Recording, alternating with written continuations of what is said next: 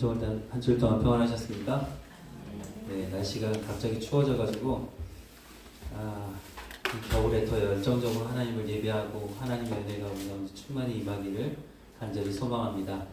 우리 다 같이 자리에서 일어나셔서 하나님께 찬양하며 예배 드리겠습니다. 만복의 근원 하나님,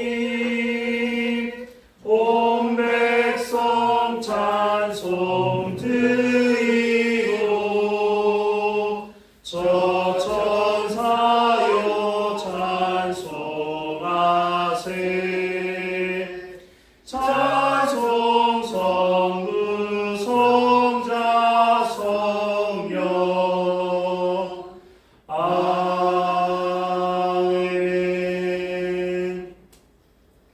주의 빛과 주의 진리를 보내시어 나를 인도하시고 주의 거룩한 산과 주께서 계신 곳에 이르게 하소서. 그런즉 내가 하나님의 제단에 나아가 나의 큰 기쁨의 하나님께 이르리이다. 하나님이여, 나의 하나님이여, 내가 수금으로 주를 찬양하리이다. 우주 만물을 창조하시고 인간의 생사 화복을 주관하시는 거룩하신 하나님 아버지, 죄악 가운데 빠져서 허물과 죄로 죽었던 저희들을 구원하기 위하여 독생자 예수 그리스도를 이 땅에 보내주심에 감사를 드립니다.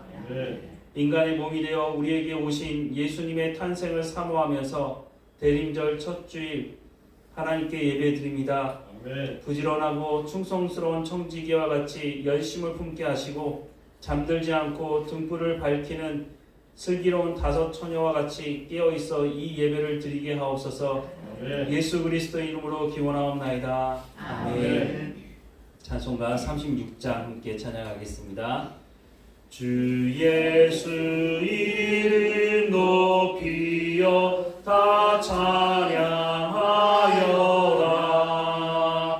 금멸 유관을 들여서 만유의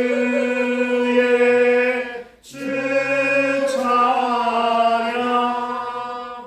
금멸 유관을 들여서 만유의 주 찬양.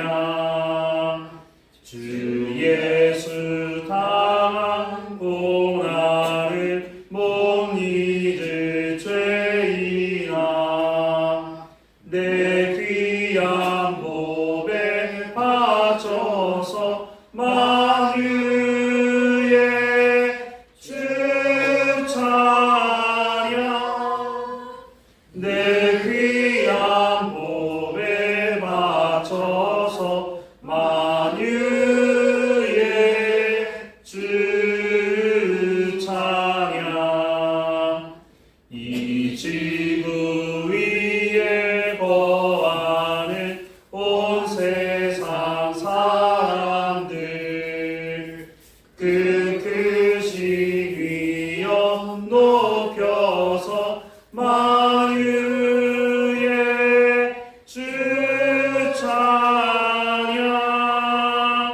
그 크신 위엄 높여서 만유의 주 찬양. 주 믿는 성도 다 함께 주 앞에 엎드려 무궁한 노래 불러서 만유의 주 찬양. 무궁한 노래 불러서 만유의 주 찬양. 아멘. 성시교독 115번입니다. 함께 교독하겠습니다. 성문으로 나아가라, 나아가라. 백성이 올 길을 닦으라. 그 길을 수축하고 수축하라. 공로를 제하라. 만민을 위하여 빛을 빌라. 여호와께서 땅끝까지 선포하시되 너희는 딸 시온에게 이르라. 보라, 내 구원이 일어나느니라. 보라 산들이 그에게 있고 공이 그 아래에 있느니라 하셨느니라. 사람들이 너를 일컬어 거룩한 백성이라 여호와께서 구속하신 자라 하겠고 또 너를 일컬어 찾은 바 된 자요 버림받지 아니한 성읍이라 하리라. 선지자 이사야의 책에 쓴 바 광야에서 외치는 자의 소리가 있어 이르되 너희는 주의 길을 준비하라. 그의 오실 길을 걷게 하라. 모든 골짜기가 메워지고 모든 산과 작은 산이 낮아지고 굽은 것이 곧아지고 험한 길이 평탄하여질 것이요 모든 육체가 하나님의 구원하심을 보리라 함과 같으니라. 아멘. 다 함께 사도신경으로 우리의 신앙을 고백하겠습니다. 나는 전능하신 아버지 하나님 천지의 창조주를 믿습니다. 나는 그의 유일하신 아들 우리 주 예수 그리스도를 믿습니다.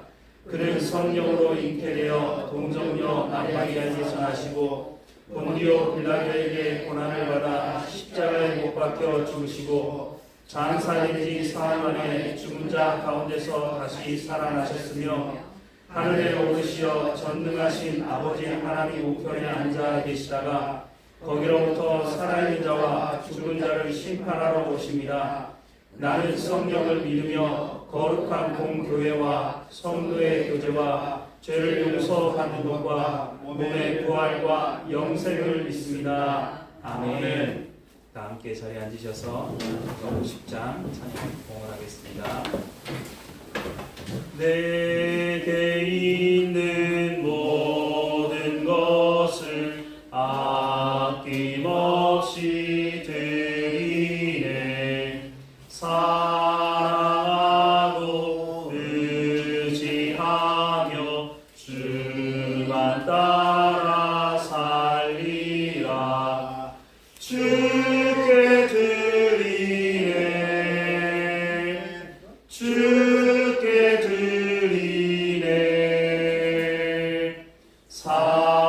사랑하는 구주 앞에 모두 드리네. 내게 있는 모든 것을 겸손하게 드리네. 세상 욕심 멀리하니 나를 받아 주소서. 주께 드리네. 주께 드리네. 사랑하는 구주 앞에 모두 드리네.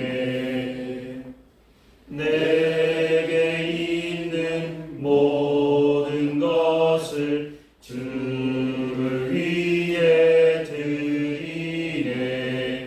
주의 성령 충만하게 내게 내려주소서. 주께 드리네. 주께 드리네.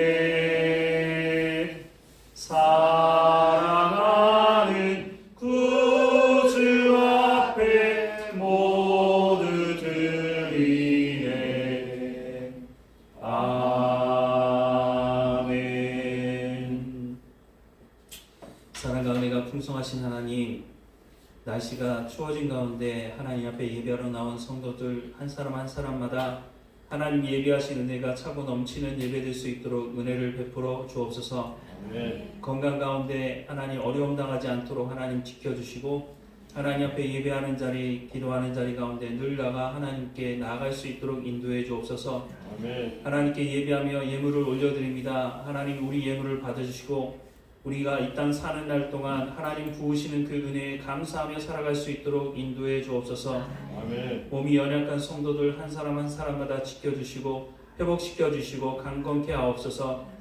오늘도 하나님 앞에 예배할 때 하나님의 말씀으로 우리를 채워주시고 그 말씀이 우리의 삶 가운데 성령의 열매로 맺어질 수 있도록 인도해 주옵소서. 우리의 삶을 통해서 증인의 역할을 감당하게 하시고 우리가 고난 중에 있을 때에도 하나님께 엎드려 기도할 줄 알게 하시고 또 하나님 부으시는 그 은혜가 우리 가운데 흘러차고 넘쳐 흘러갈 수 있도록 인도해 주옵소서. 아멘. 날마다 우리 가운데 하나님의 은혜를 베푸시기 원하신 하나님께 감사하고 예수님의 이름으로 기도드립니다. 아멘.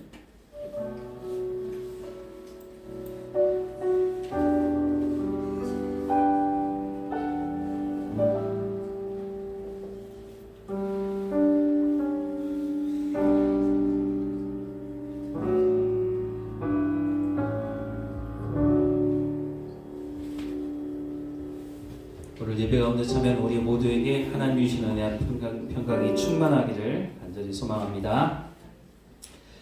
오늘은 대림절 첫 번째 주일입니다. 대림절이 4주를 우리가 지나게 되는데 예수님이 이 땅에 오심도 우리가 기억하는 시간이기도 하지만 예수님의 재림, 다시 오실 예수님의 재림에 대한 우리가 기억을 하고 기다리는 절기이기도 합니다. 우리가 매주 지나면서 예수님께서 이 땅에 오신 것에 대한 감사 또 다시 오실 예수님에 대한 마음을 품고 예배에 나가기를 부탁을 드립니다. 여전도의 원로회가 오늘 식사 후에 있고요. 달력이 나오는데 혹시 달력을 가져가지 못하신 분들은 말씀을 해주시면 제가 챙겨드리도록 하겠습니다.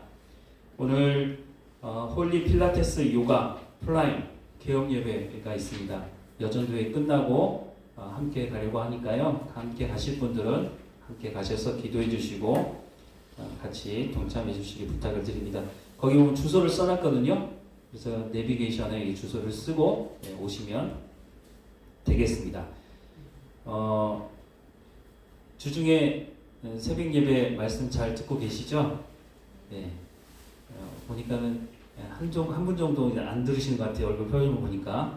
꼭 들으시고 자기 걸로 만드셔야 됩니다. 하나님께서 주신 말씀을 내 삶에 적용하고 그러면 열매가 맺어지고 그러다 보면 자연스럽게 전도가 됩니다. 그래서 억지로 내가 전도해야지 이렇게 하기보다는 내가 먼저 하나님 말씀을 듣고 순종하는 삶을 살아가는 게 훨씬 더 중요합니다. 그러면 하나님께서 내 삶을 통해서 저 복음이 전해지는 건 자연스럽게 또 전해질 수 있도록 하실 겁니다. 그래서 주중에 새벽 말씀도 들으시고 또 주일날 말씀 들었던 것도 주중에 또 한번 들으셔서 내가 그걸 내 삶에 적용하고 가능하다면 여러분 매일마다 일기 쓰기는 힘드시지만 우리의 신앙생활에 일기를 써보시면 어떨까 싶어요. 나는 이렇게 기도했는데 하나님께서 언제 이렇게 응답하셨다? 이런 것들을 오랜 시간 기록을 하고 나면은요 자녀들한테 가보로 남길 수도 있어요.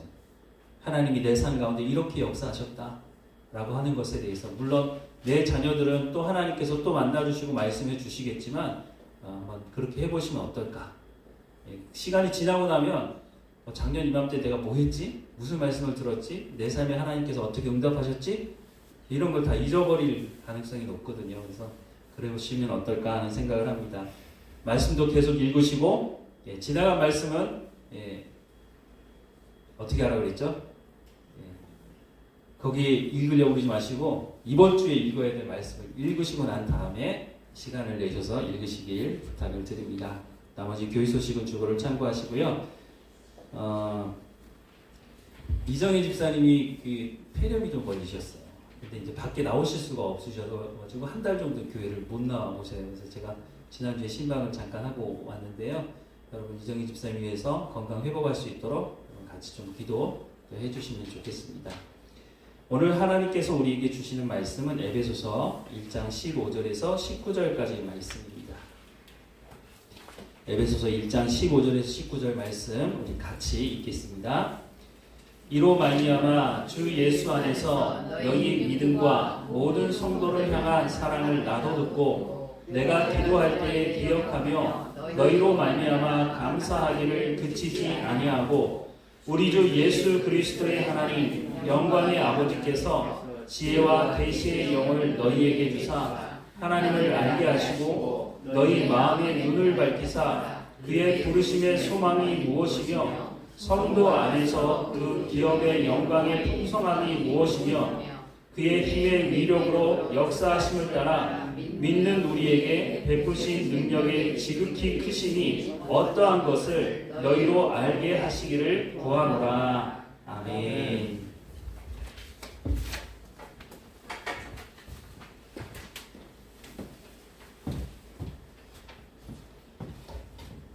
다 같이 기도하시겠습니다.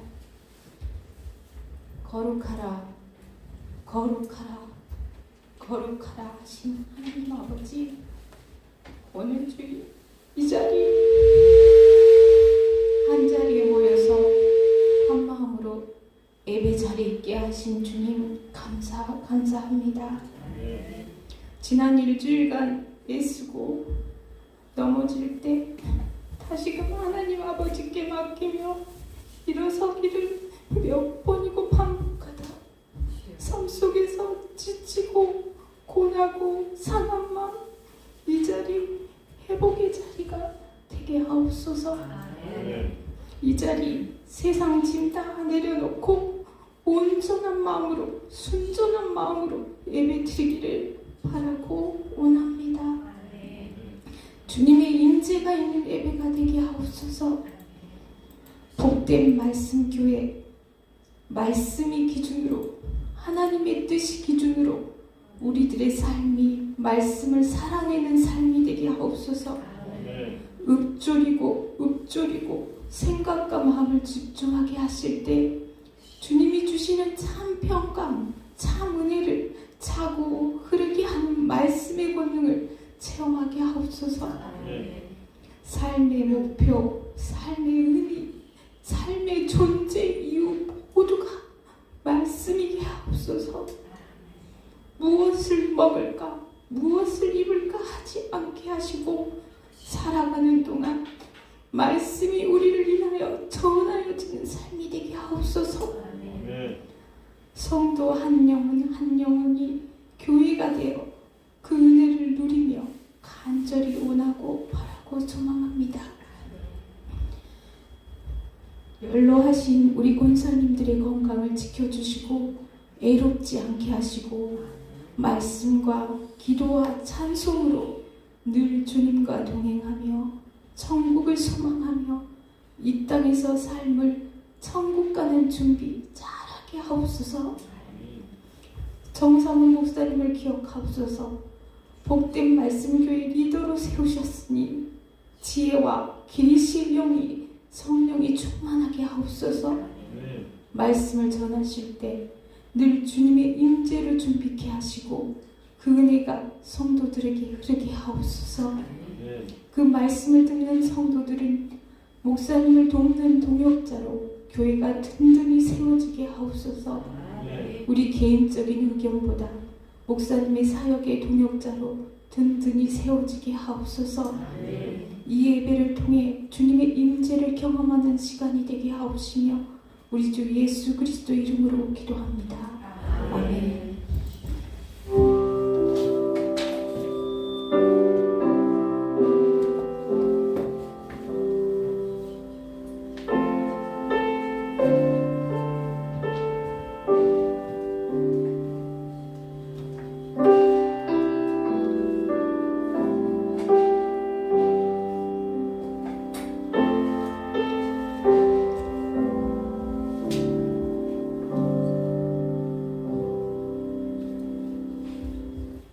찬송가 104장 함께 찬양하겠습니다. 찬송가 104장입니다. 고도소서 임마누엘 오 구하소서 이스라엘 그 포로 생활고 달파 메시아 기다립니다.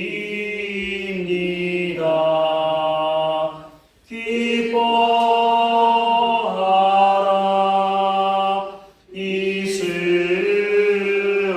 이스라엘 고도시리오 임마누엘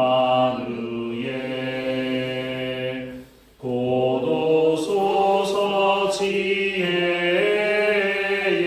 주 온 만물 지서 주시고 참 진리의 길 보이사 갈 길을 인도하소서.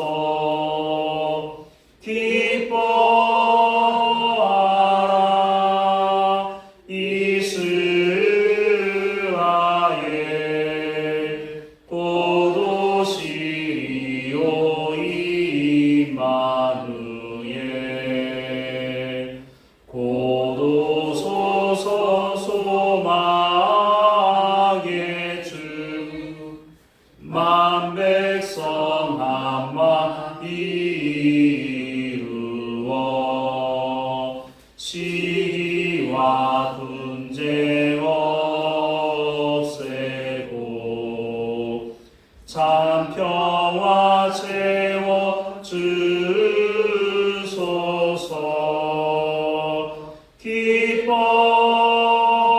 기뻐하라 이스라엘 곧 오시리오 임마누엘.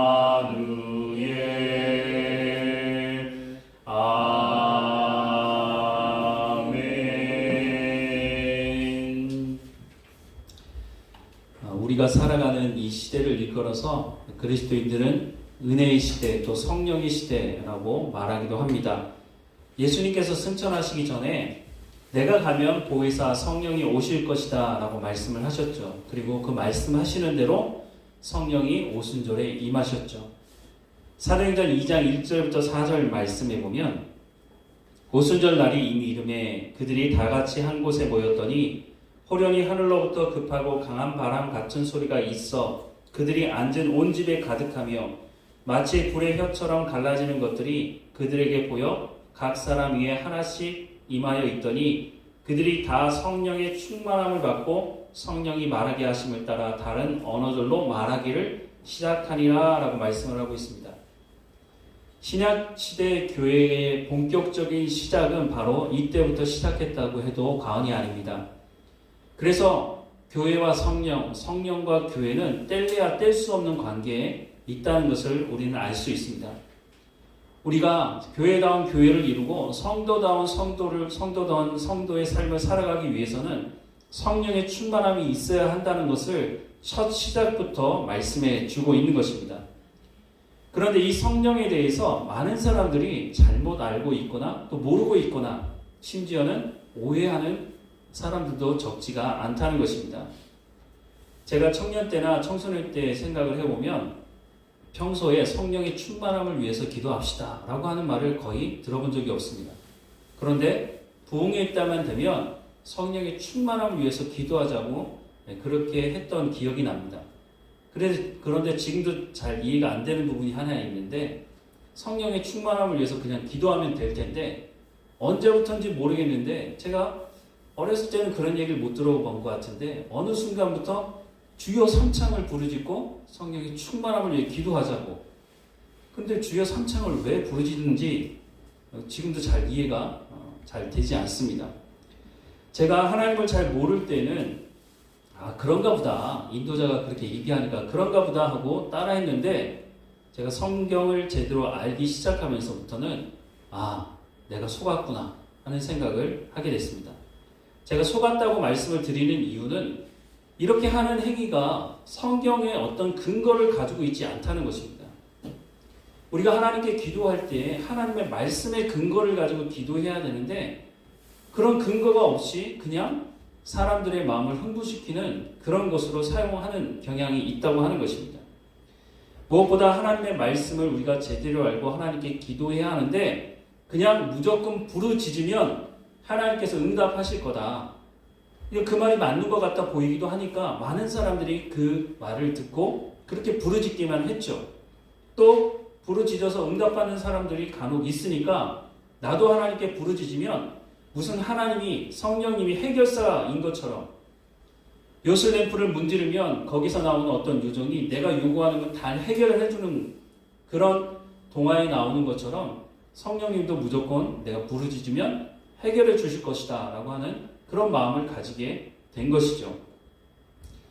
제가 청년 때에 오순절 계통에 있는 교회들이 성령운동이라고 하는 이름 아래 열심히 부르짖고 하다 보니까 사람들이 그곳에 모이기 시작했습니다. 그러다 보니까 장로교회도 그렇게 하지 않았었는데 어느 날 보니까 이런 오순절 계통의 교회들, 순복음 계통의 교회들이 하는 것과 똑같은 것을 장로교 교회 안에서도 하고 있는 모습을 보게 됐습니다. 그런데 생각해보면 장로교회에서 가장 강조하는 게 뭡니까? 오직 말씀으로 아닙니까? 그렇게 오직 말씀으로 강조하는 장로교회에서 왜 하나님의 말씀을 근거를 가지고 성령님에 대해서 가르치지 않았을까? 예수님은 승천하시면서 제자들에게 내가 너희에게 분부한 모든 것을 가르쳐 지키게 하라고 말씀하지 않았습니까? 그런데 왜 성경에서 말씀하고 있는 말씀을 제대로 가르치지 않았을까 하는 의문이 듭니다. 제대로 가르치지 않은 것이 몰라서 가르치지 않은 것인지 알면서도 가르치지 않은 것인지 알면서도 가르치지 않았다면 큰 문제겠죠. 어쨌든 성령님에 대한 성경에 분명히 기록된 말씀이 있음에도 불구하고 잘 가르치지 않았고 심지어는 성령님에 대해서 오해하게 만들어 왔다는 것입니다. 대부분 사람들에게 성령님에 대해서 물으면 성령의 은사에 대해서만 이야기합니다. 물론 성령님께서 은사를 주시죠. 그런데 예수님께서 성령이 오시면 하실 사역에 대한 말씀을 하실 때 그때는 성령의 은사에 대해서는 거의 말씀하신 적이 없다는 겁니다. 성령님께서 은사를 주는 건 분명히 맞지만 더 중요한 사역이 있다는 것에 대해서 성경은 말씀하고 있는데 왜 그것을 가르쳐주지 않았느냐 하는 것입니다. 저만 하더라도 성령에 대해서 알게 된 것이 언제냐면 방언을 알기 시작하면서부터였습니다. 고등학교 2학년 됐을 때 외부에서 성가대 지휘를 하러 오신 선생님이 계셨는데 그 선생님이 하는 말이 너희 방언을 아느냐라고 물었을 때 그때 처음에 방언이 뭐지?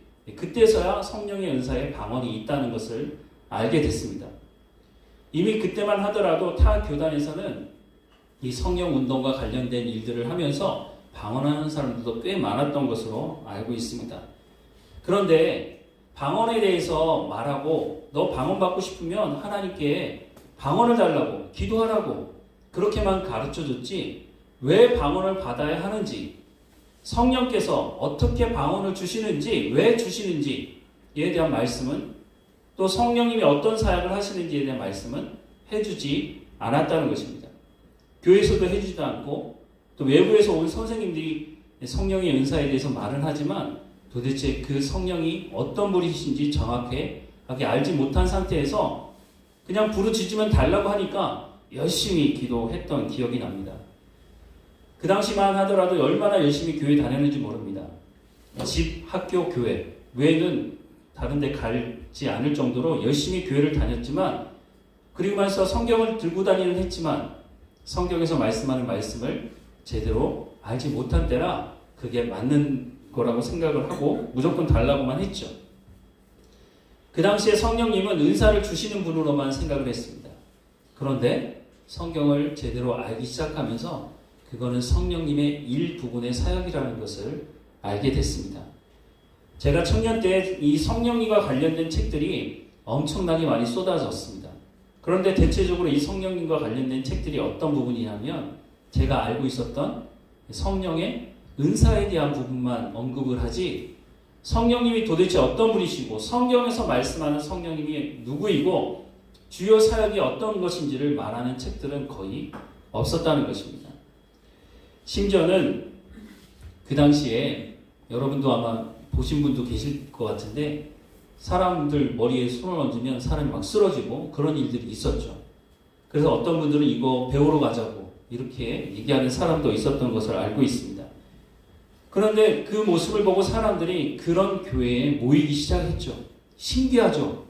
그리고 서로 앞다투어 나가서 나도 한번 안수도 아니고 뭔지 모르겠지만 하여튼 그런 일들이 일어났습니다. 그런데 참 이상하죠.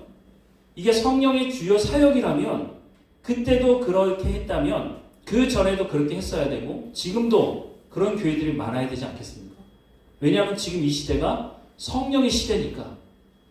그런데 요즘에는 주위에 들어보면 이런 교회가 거의 없습니다. 왜 없을까요? 그런데 지금 와서 보면 이렇게 했던 교회들은 대부분 이단이나 사이비 그런 데서 많이 했다는 것을 알 수 있습니다. 한국 교회가 성경에서 말하는 성령님에 대해서 제대로 가르쳤다면 아마 이런 일에 많은 사람들이 쏠리지도 않았을 뿐만 아니라 이단과 사이비에 많은 사람들이 빠지지 않았을 것입니다. 성경에서 말씀하는 성령님에 대해서 제대로 가르치지 않았기 때문에 많은 사람들이 이단과 사이비에 빠진 것은 아닌가 하는 생각을 해보게 됩니다. 제가 자랐던 교회만 생각해 보더라도 정말 내가 자랐던 교회가 하나님 말씀을 제대로 가르쳤나 하는 생각을 해보게 됩니다. 한국교회 어떤 유명한 목사님이 라디오 프로그램에 참여해서 대화를 하는 내용을 제가 들은 적이 있는데 앵커가 이렇게 물었습니다. 한국교회가 이렇게 바닥을 치고 있는데 어떻게 하면 회복할 수 있을까요? 이렇게 질문을 했더니 그 목사님 대답이 이랬습니다. 한국교회가 제대로 해본 적은 있습니까? 제대로 해본 적이 있어야 회복할 거 아닙니까? 그런 얘기를 한 것을 들었습니다. 그 얘기를 들으면서 참 많은 생각을 하게 됐습니다. 조금 전에도 말씀드렸지만 제가 자랐던 교회도 정말 오래된 교회고 성도들이 적지 않게 참여하고 예배드린 교회인데 어느 날 갑자기 제자훈련이 유행한다 싶으면 그전에는 없었던 제자훈련반이 생겨서 많은 사람들이 그 제자훈련반에 들어갑니다. 그런데 어느 순간 제자훈련반이 또 없어집니다. 그리고 언제 또 유행하는 프로그램이 있으면 그 유행하는 프로그램 또 하고 또 시간 지나면 없어지고 계속해서 무슨 프로그램만 반복하고 설교를 듣고 나와도 내가 하나님의 말씀을 듣고 나온 것인지 아니면 재미있고 감동적인 예화만 듣고 나온 것인지 하나님의 말씀을 듣기 위해서 예배 왔는데 하나님 말씀을 듣고 갔다고 생각하는 그런 시간이 별로 없었다는 것입니다. 큰 교회를 중심으로 어떤 말들을 하느냐면 성도들이 교회에 오면 부담을 주지 말아야 된다는 겁니다. 그러다 보니까 설교의 내용이 그냥 윤리적이고 도덕적인 수준, 들어도 부담스럽지 않은 그런 이야기를 채워서 설교라고 하는 말씀을 전하는 거죠.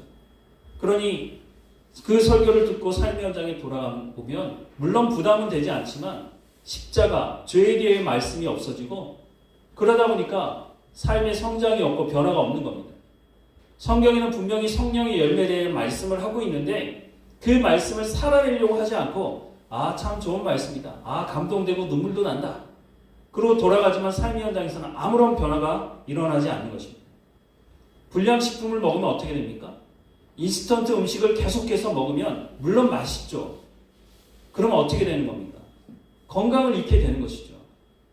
우리가 하나님 말씀을 들을 때도 이제는 그런 시대를 살아가고 있지 않은가? 그런데 익숙해 있지 않은가 하는 생각을 하게 됩니다.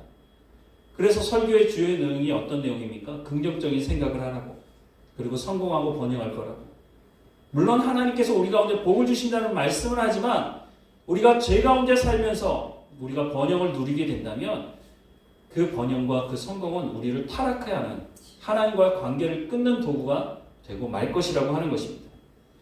그런데 예수님은 성령이 오시면 어떻게 하신다고 말씀하셨습니까? 성령이 오시면 너희를 진리 가운데로 인도하시고 하나님의 말씀을 깨달아 알고 하나님의 말씀대로 순종하는 삶을 살아가게 하시겠다고 말씀하고 있습니다. 이것은 구약 성경에도 이미 말씀하고 있죠. 에스겔 36장 26절에서 28절 말씀에 보면 또 새 영을 너희 속에 두고 새 마음을 너희에게 주되 너희 육신에서 굳은 마음을 제거하고 부드러운 마음을 줄 것이며 또 내 영을 너희 속에 두어 너희로 내 율례를 행하게 하리니 너희가 내 규례를 지켜 행할지라 내가 너희 조상들에게 준 땅에서 너희가 거주하면서 내 백성이 되고 나는 너희 하나님이 되리라 라고 말씀을 하고 있습니다. 하나님께서 약속하신 그 말씀, 그것이 이루어지는 성령이 임하는 사건이 일어나면 어떻게 된다고요? 내 딱딱하고 병든 마음이 부드러워지고 하나님의 말씀을 듣고 순종하는 일이 일어날 것이라고 하나님의 약속의 말씀을 하고 있는 겁니다. 이 말씀을 가지고 예수님께서 성령이 오시면 이와 같이 행할 것이라고 말씀하셨죠. 사도 바울도 예수님이 약속하신 이 약속의 말씀을 가지고 하나님께 나가 기도하는 것입니다. 약속하신 그 성령을 부어달라고 말하고 있는 것이죠. 우리가 기도할 때 어떻게 기도해야 된다고 말씀을 드렸습니까? 하나님의 말씀을 근거로 가지고 기도해야 한다고 말씀을 드렸습니다. 그리스도인들은 내가 믿고 싶은 것을 믿는 사람들이 아니라 하나님께서 약속하신 말씀을 믿고 순종하며 살아가는 사람들이라고 하는 것입니다. 예수님께서 성령이 오실 것이라고 말씀하시고 그 성령이 하나님을 알게 하시겠다고, 하나님의 말씀을 따라 순종하는 삶을 살아가겠다고 말씀을 하셨죠. 그리고 예수님께서 말씀하신 대로 사도행전 2장에 성령이 임했고, 사도행전 2장 33절 말씀에 보면 하나님이 오른손으로 예수를 높이심에 그가 약속하신 성령을 아버지께 받아서 너희가 보고 듣는 이것을 부어 주셨느니라 라고 말씀하고 있습니다. 이건 베드로가 한 말입니다. 근데 베드로도 뭐라고 말하고 있죠? 예수님께서 약속하신 그 성령이 우리 가운데 임했다는 것을 말하는 거죠. 38절과 39절 말씀에도 보면 베드로가 이르되 너희가 회개하여 각각 예수 그리스도의 이름으로 세례를 받고 죄 사함을 받으라. 그리하면 성령의 선물을 받으리니 이 약속은 너희와 너희 자녀와 모든 먼데 사람 곧 주 우리 하나님이 얼마든지 부르시는 자들에게 하신 것이니라 라고 말씀을 하고 있습니다. 사도 바울은 이 약속의 말씀이 이루게 해달라고 오늘 본문에서 기도하고 있는 것입니다. 약속하신 말씀 그대로 이루어 달라는 것이죠. 그러면 어떻게 하면 우리가 이 성령의 충만함을 경험할 수 있을까요? 베드로가 조금 전에 말씀한 사도행전 2장 23절 말씀에 보면 이렇게 말하고 있습니다. 베드로가 이르되 너희가 회개하여 각각 예수 그리스도의 이름으로 세례를 받고 죄 사함을 받으라. 그리하면 성령의 선물을 받으리니 라고 말씀을 하고 있습니다. 성령이 충만한 사건을 경험하기 위해서 첫 번째 해야 되는 게 뭐라고요? 회개하라는 것입니다. 회개한다고 하는 것은 이런 의미가 있습니다. 회개한다는 것은 마음을 바꾸는 것입니다. 마음을 바꾼다고 하는 것은 생각을 바꾼다고 하는 것을 말하고 있습니다. 생각을 바꾼다고 하는 것은 이전에 어둠의 세력을 따랐던 우리가 예수 그리스도를 머리로 삼고 예수 그리스도께서 말씀하시는 그 말씀을 듣고 순종하는 삶을 살아가는 것입니다. 그러기 위해서 내 생각을 바꿔야 하겠죠. 그래서 마음을 바꾸고 생각을 바꾸는 것을 말씀하고 있는 것입니다. 하나님께 온 마음을 두는 것이죠. 신명기 6장 4절부터 5절 말씀에 보면 이스라엘아 들으라 우리 하나님 여호와는 오직 유일한 여호와시니 너는 마음을 다하고 뜻을 다하고 힘을 다하여 내 하나님 여호와를 사랑하라 라고 말씀하는 것과 같이 우리의 온 마음을 다해 하나님을 사랑하는 것입니다. 그런데 마음을 다한다고 하는 것은 그냥 정신을 거기 쏟는 것 이상으로 생명을 다한다는 의미가 여기 있습니다.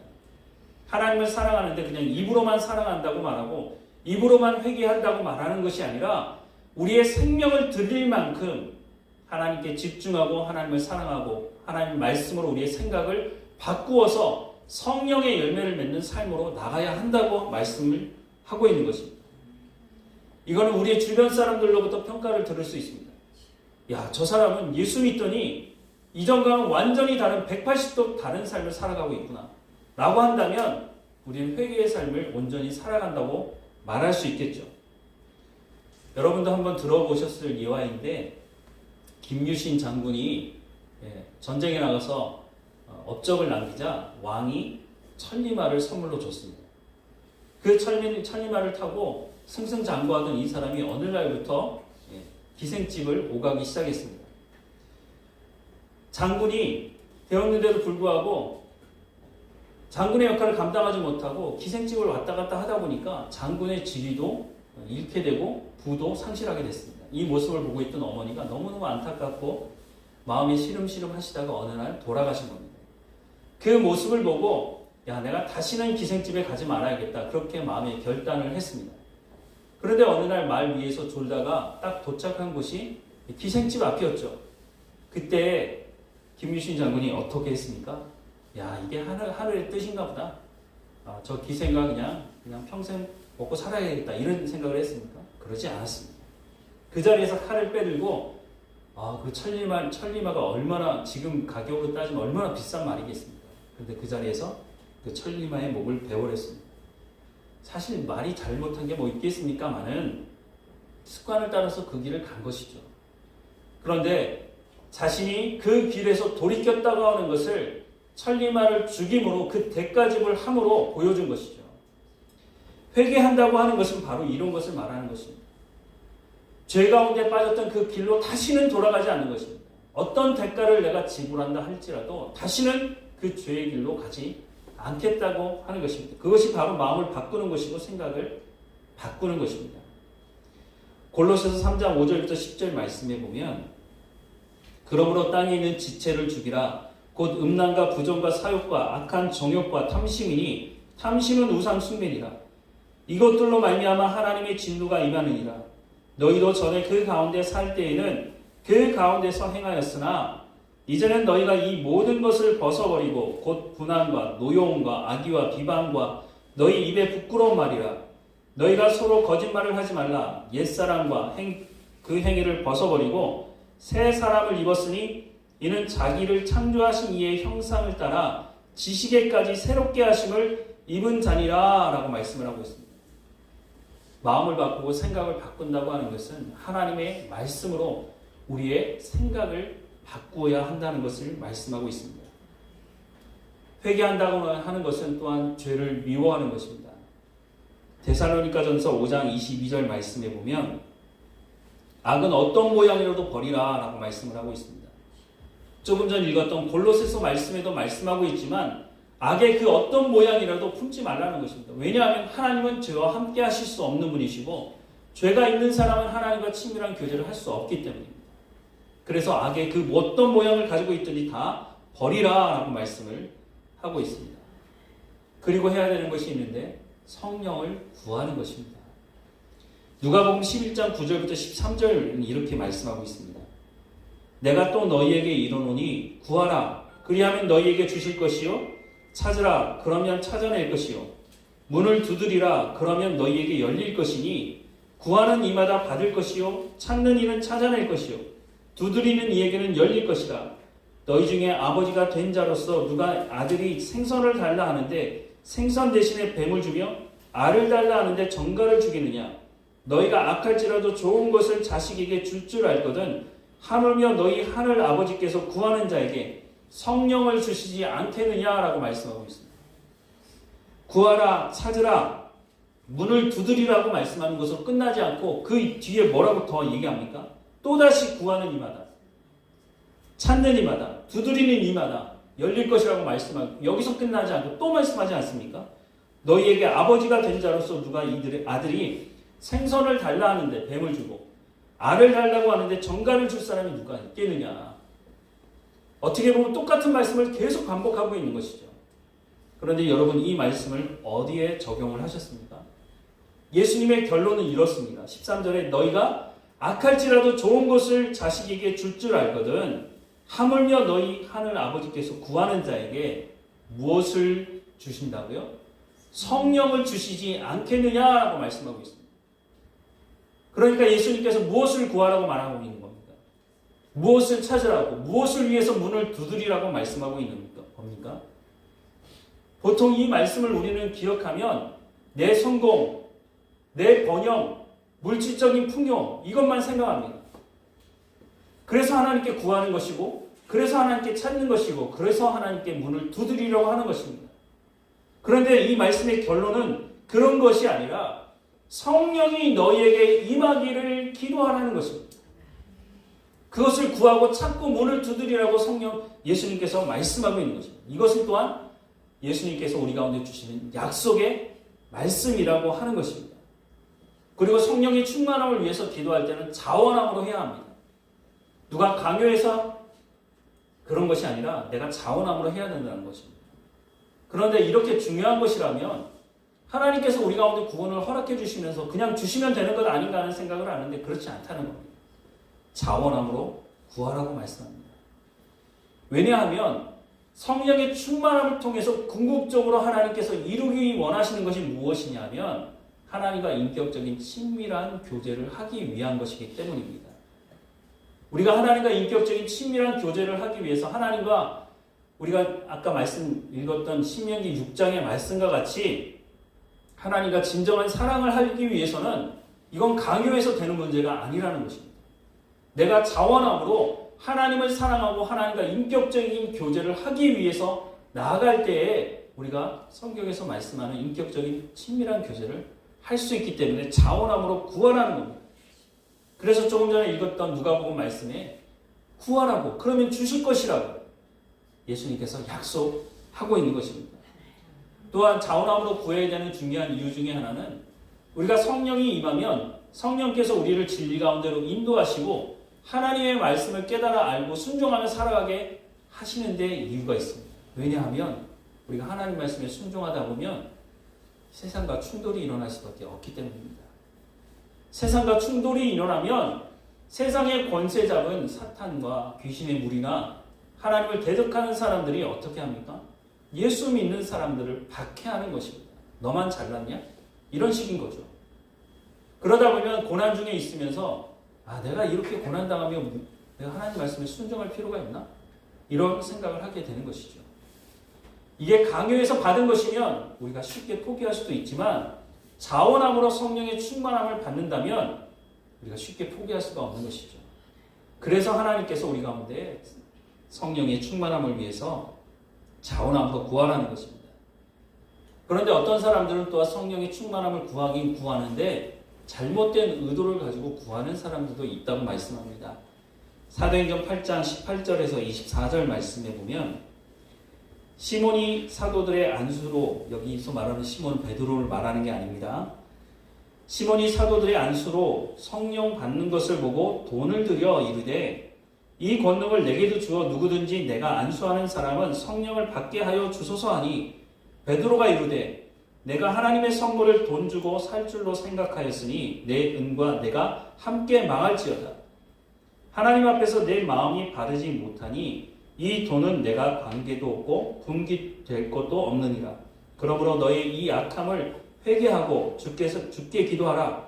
혹 마음에 품은 것을 사하여 주시리라. 내가 보니 너는 악독이 가득하며 불의에 매번 매인 바 되었도다. 시몬이 대답하여 이르되 나를 위하여 주께 기도하여 말한 것이 하나도 내게 임하지 않게 하소서 하니라 라고 말하고 있습니다. 이 시몬이라고 하는 사람은 이 앞부분에 보면 세례를 받았다고 말하고 있습니다. 세례를 받을 때 예수 그리스도를 인격적으로 영접할 때 세례 주는 거 아닙니까? 그런데 이 사람이 지금 뭐라고 말하고 있다고요? 내가 돈을 줄 테니까 내가 안수하는 사람에게 성령이 임할 수 있도록 해달라는 겁니다. 말도 안 되는 이야기죠. 그런데 이게 이 사람 생각에는 돈벌이가 될 거라고 생각을 한 겁니다. 그러니까 내가 돈을 줄 테니까 대가를 지불할 테니까 나에게 그렇게 해달라는 것이었죠. 성령의 충만함을 위해서 자원함으로 구하라고 하는 것은 내가 그것을 내 입으로 고백하는 것뿐만 아니라 성경에서 말씀하시는 하나님의 말씀을 제대로 알고 그 목적과 그 의도를 제대로 알고 하나님께 구해야 한다는 것을 말씀해 주고 있는 것입니다. 그래야 조금 전에도 말씀드린 것처럼 고난이 있어도 포기하지 않게 되고 하나님의 말씀에 순종하는 삶을 살아가게 되는 거죠. 무엇보다 더 중요한 말씀이 있는데 이것은 하나님의 약속이라고 하는 것입니다. 하나님은 약속하신 것을 어떻게 하십니까? 반드시 이루시는 분이라고 성경은 말씀하고 있는 겁니다. 사도행전 1장 4절부터 5절 말씀에 보면 사도와 함께 모이사 그들에게 분부하여 이르시되 예루살렘을 떠나지 말고 내게서 들은 바 아버지께서 약속하신 것을 기다리라. 요한은 물로 세례를 베풀었으나 너희는 몇 날이 못되어 성령으로 세례를 받으리라 하셨느니라 라고 말씀합니다. 예수님께서 잡히시는 날 저녁에 성령이 임하실 것을 말씀하셨죠. 그리고 부활하신 다음에도 또 말씀하시는 겁니다. 이게 얼마나 중요했으면 예수님이 잡히시던 날 저녁에 무려 5번이나 성령이 오실 것에 대한 말씀을 하지 않습니까? 그런데 부활하시고 나서 승천하시기 전에 또다시 이 말씀을 하는 겁니다. 4절 말씀에 예루살렘을 떠나지 말고 내게서 들은 바 아버지께서 약속하신 것을 기다리라는 겁니다. 내가 말하는 게 아니라 하나님 아버지께서 약속하신 것을 기다리라 라고 말씀을 하고 있습니다. 그 내용이 바로 5절에 요한은 물로 세례를 베풀었으나 너희는 몇 날이 못되어 성령으로 세례를 받으리라 하는 것입니다.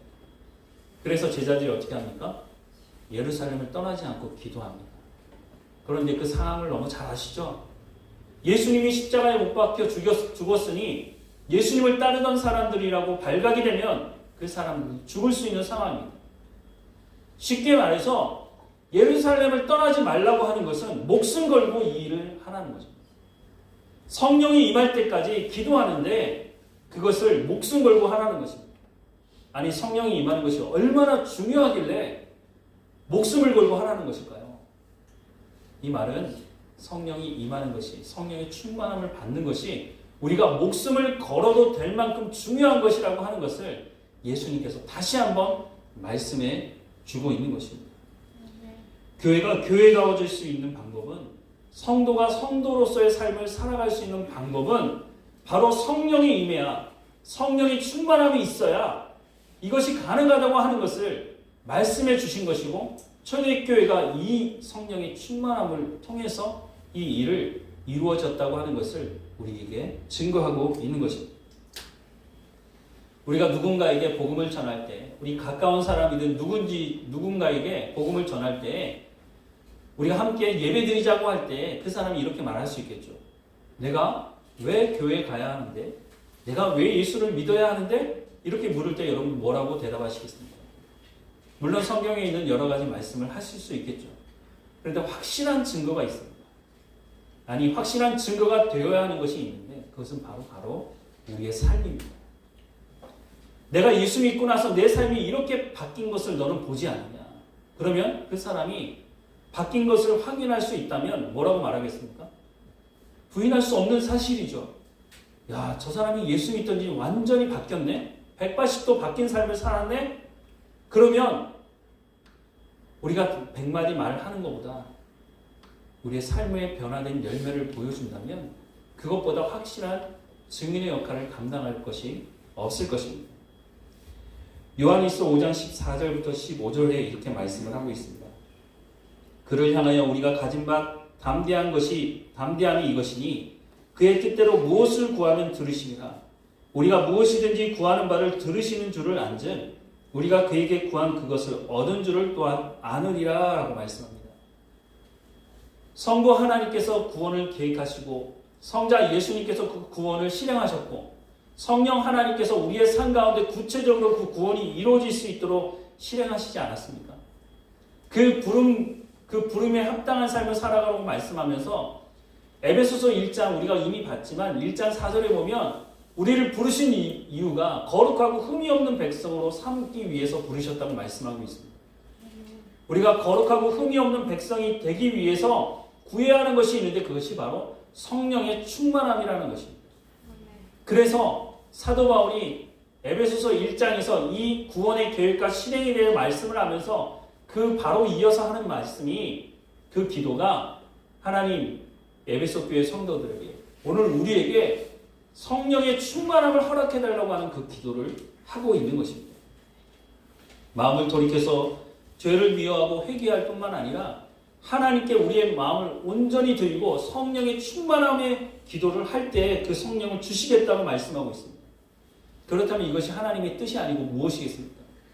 조금 전에 우리가 봤던 요한일서 뭐라고 했다고요?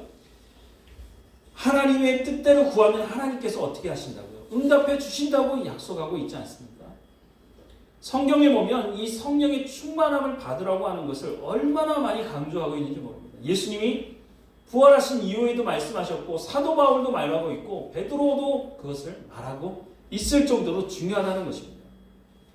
빌립보서 2장 12절 말씀에 보면 그러므로 나의 사랑하는 자들아 너희가 나 있을 때뿐 아니라 더욱 지금 나 없을 때에도 항상 복종하여 두렵고 떨림으로 너희의 구원을 이루라 라고 말씀을 하고 있습니다.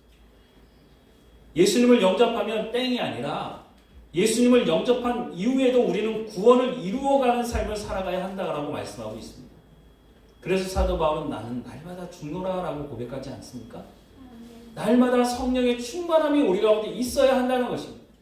그래야 우리가 그리스도의 장성한 분량에 이룰 수 있다고 말씀해주고 있는 겁니다.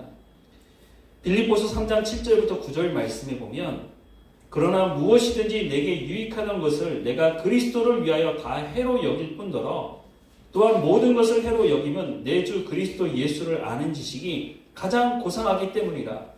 내가 그를 위하여 모든 것을 잃어버리고 배설물로 여김은 그리스도를 얻고 그 안에서 발견되어 함이니 내가 가진 의는 율법에서 난 것이 아니요 오직 그리스도를 믿음으로 말미암은 것이니 곧 믿음으로 하나님께로부터 난 의라라고 말씀을 하고 있습니다.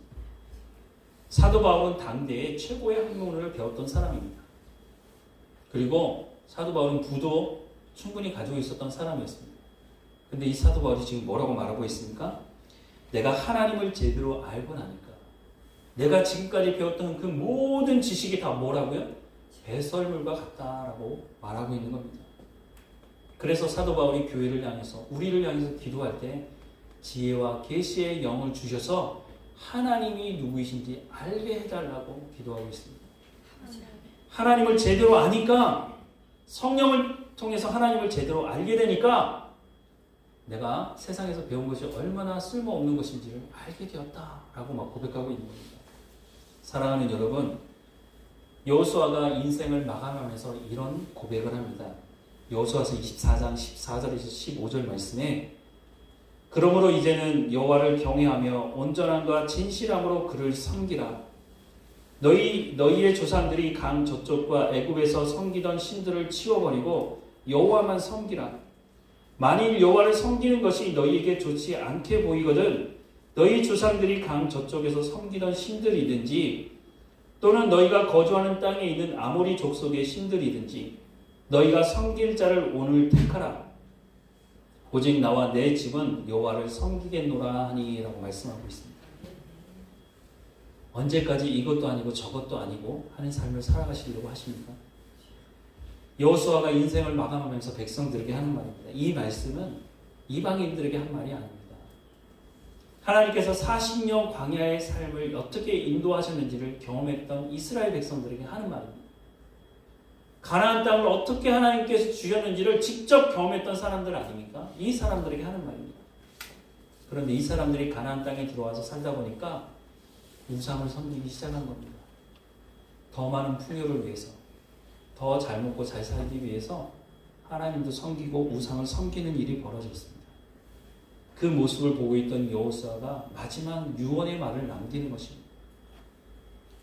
하나님을 섬길 것인지 아니면 이방 신들을 섬길 것인지 결정하라는 것입니다.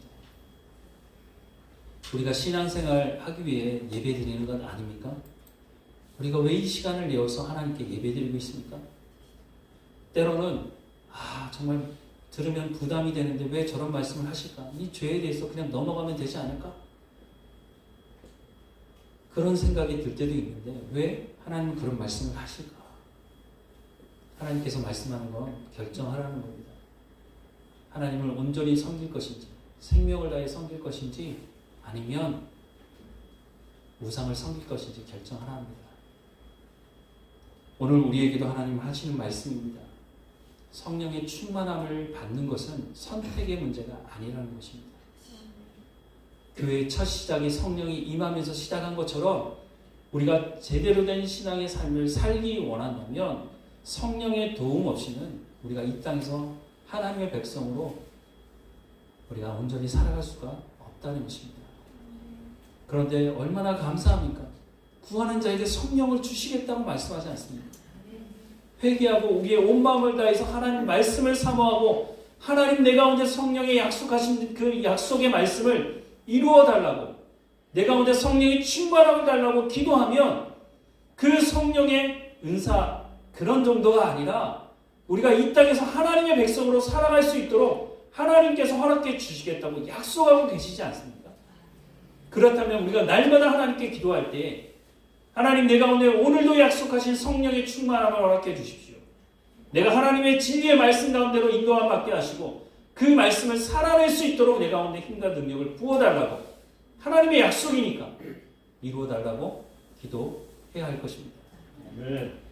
사도 바울이 에베소 교회를 또 우리를 향해서 기도하는 이 기도의 내용 우리가 다시 한번 읽으면서 말씀을 마무리하려고 합니다. 우리 다시 한번 에베소서 1장 15절에서 19절 말씀, 우리 기도하는 마음으로 하나님께 이 말씀을 읽겠습니다. 이로 말미암아 주 예수 안에서 너희 믿음과 모든 성도를 향한 사랑을 나도 듣고 내가 기도할 때에 기억하며 너희로 말미암아 감사하기를 그치지 아니하고 우리 주 예수 그리스도의 하나님 영광의 아버지께서 지혜와 계시의 영을 너희에게 주사 하나님을 알게 하시고 너희 마음의 눈을 밝히사 그의 부르심의 소망이 무엇이며 성도 안에서 그 기업의 영광의 풍성함이 무엇이며 그의 힘의 위력으로 역사하심을 따라 믿는 우리에게 베푸신 능력의 지극히 크심이 어떠한 것을 너희로 알게 하시기를 구하노라. 아멘. 우리 결단의 찬송 이후에 결단의 기도를 드리겠습니다.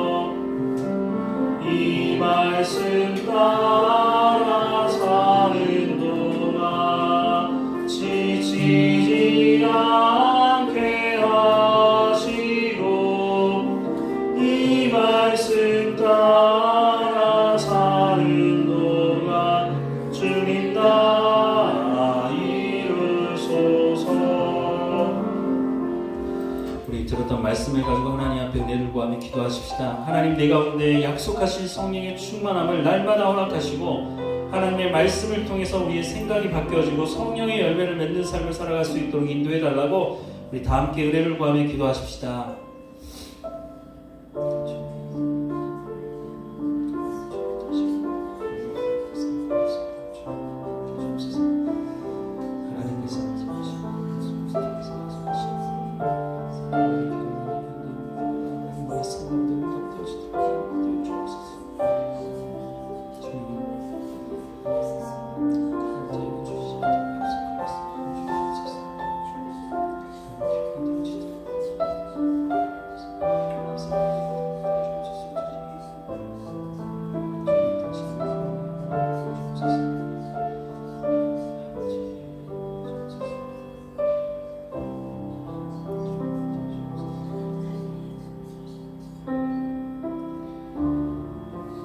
사랑과 은혜가 풍성하신 하나님의 약속의 말씀을 의지하며 기도합니다.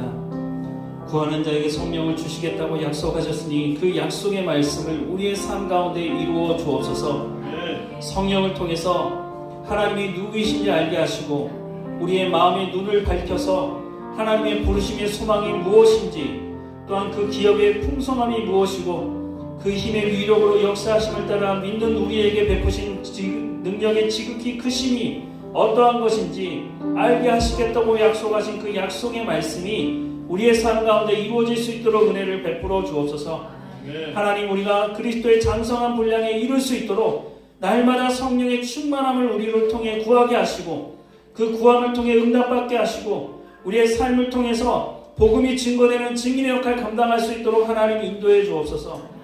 하나님의 말씀이 우리의 삶 가운데 중심이 되게 하시고 우리의 삶을 이끌어가는 삶이 될 수 있도록 다시 한번 간절히 구합니다. 성령의 충만함을 우리 각 사람 가운데 부으시고 필요한 은사도 베풀어 주셔서 교회의 몸을 세울 수 있도록 하나님 인도해 주옵소서. 하나님 우리의 입술에 하나님 말씀을 붙이시고 그 말씀의 역사가 일어나는 것을 볼 수 있도록 하나님 다시 한번 간절히 구하오니 하나님 이루어 주옵소서. 이 한 주일을 살 동안 성령의 인도하심조차 살아가는 삶이 될 수 있도록 우리의 삶의 현장을 주님 주관해 주시고 하나님의 말씀이 열매로 맺어지는 삶의 현장이 될 수 있도록 인도해 주옵소서. 날마다 우리를 승리케 하실 하나님을 찬양하고 예수님의 이름으로 기도합니다. 아멘.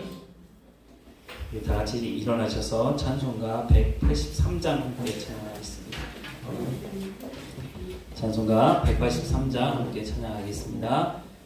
빈들의 마른 풀같이 시들은 나의 영혼, 주님이 약속한 성령 간절히 기다리네. 가물음의 마른 땅에 단비를 내리시는 성령의 단비를 부어 새 생명 주옵소서. 반가운 빗소리 들려 산천이 춤을 추네. 봄비로 내리는 성령 내게도 주옵소서. 가물음의 마른 땅에 단비를 내리시듯 성령의 단비를 부어 새 생명 주옵소서. 절 따라 우로를 내려 조목이 무성하니 갈급한 내 심령 위에 성령을 부소서. 가물음의 마른 땅에 단비를 내리시듯 성령의 단비를 부어 새 생명 주옵소서. 참되신 사랑의 언약 어길 수 있사오랴. 오늘의 흡족한 은혜 주실 줄 믿습니다.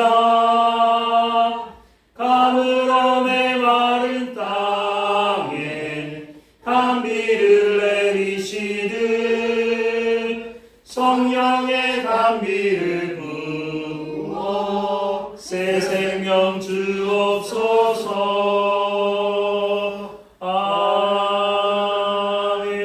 아멘. 이제는 주 예수 그리스도의 은혜와 하나님의 사랑과 성령의 교통하심이 성령의 충만함으로 하나님 말씀을 이루어가며 성령의 열매를 맺어가는 삶을 살아가기 원하는 오늘 예배하는 모든 성도들과 가족들 가운데 이제로부터 영원까지 함께 하시기를 간절히 축원하옵나이다. 아멘.